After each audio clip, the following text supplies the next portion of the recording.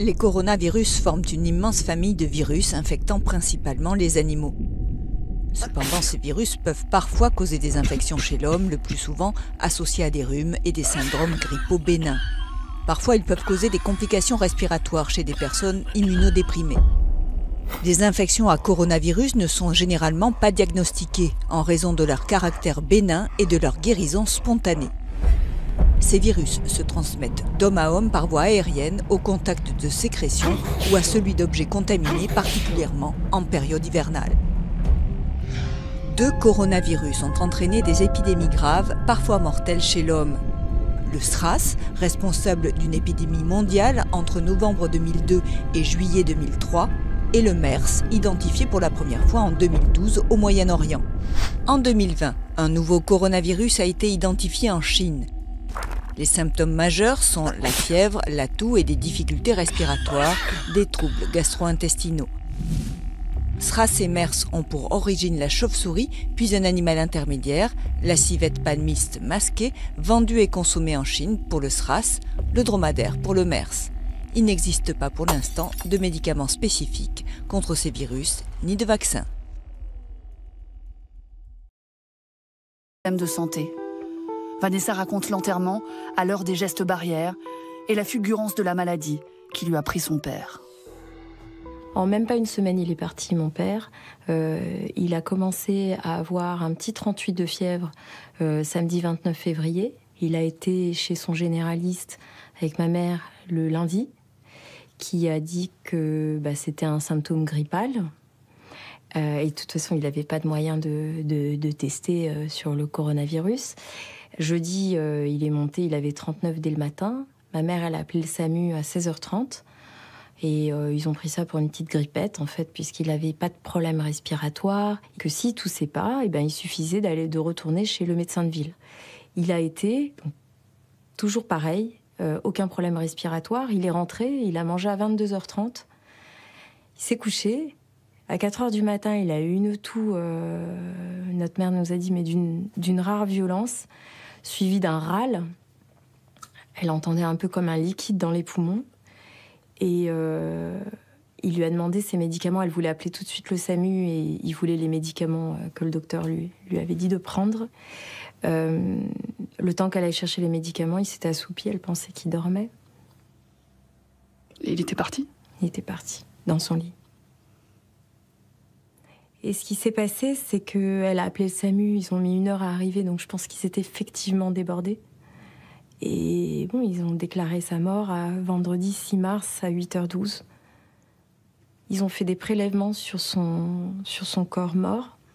Et qu'est-ce qu'il y avait sur ces prélèvements, finalement ? Coronavirus. Et la toux, il l'a eu à la dernière minute. Donc je pense qu'on ne connaît pas encore bien le coronavirus. Je pense qu'il est beaucoup plus complexe qu'on le pense. J'ai pris le premier avion, mes sœurs, elles ont pris le premier avion, et notre première réaction, c'était d'appeler l'ARS pour demander si on pouvait approcher notre mère. L'Agence régionale de santé ? Oui. Et ils nous ont dit oui. On était 7 confinés avec mes sœurs, mon mari, nous deux enfants. Et votre maman, elle avait été contaminée ? Ils n'ont pas voulu tester ma mère tout de suite. 2 jours après la mort de mon père, elle a eu un petit 38. Elle tout sautait. On a dû rappeler le SAMU. Et que disaient les tests ? Que ma mère était positive. Pour autant, ils n'ont pas gardé à l'hôpital ? Non, ils lui ont donné 2 masques. Vous avez vécu en huis clos comme ça plusieurs jours On a vécu comme ça depuis le 6 mars. On a enterré mon père le mardi 17 mars.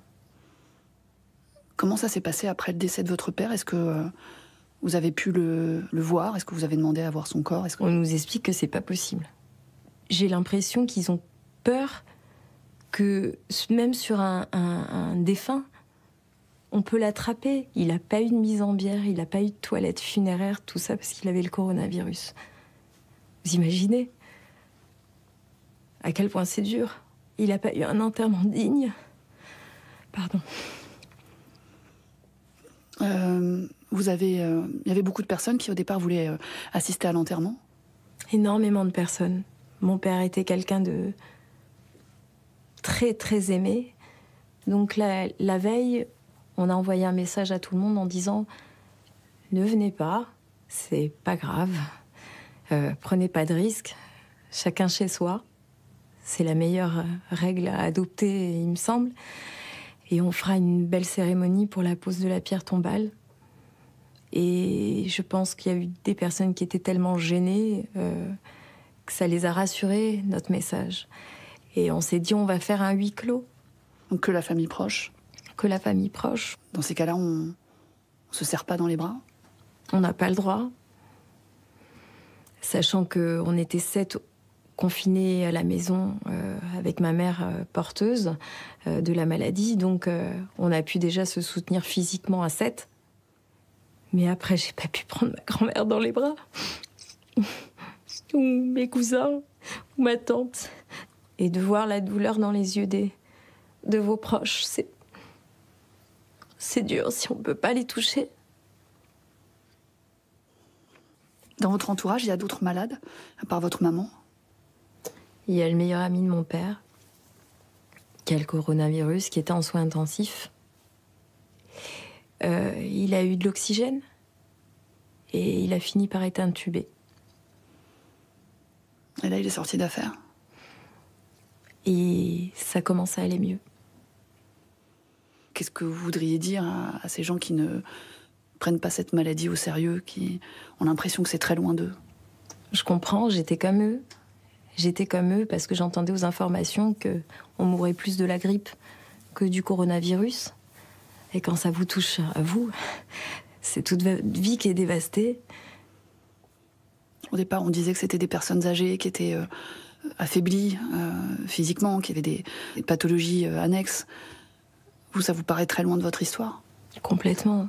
Si vous connaissiez mon père, c'était un homme qui était beaucoup moins fatigué que la plupart des jeunes. Il avait un dynamisme extraordinaire. Et l'autopsie le révèle.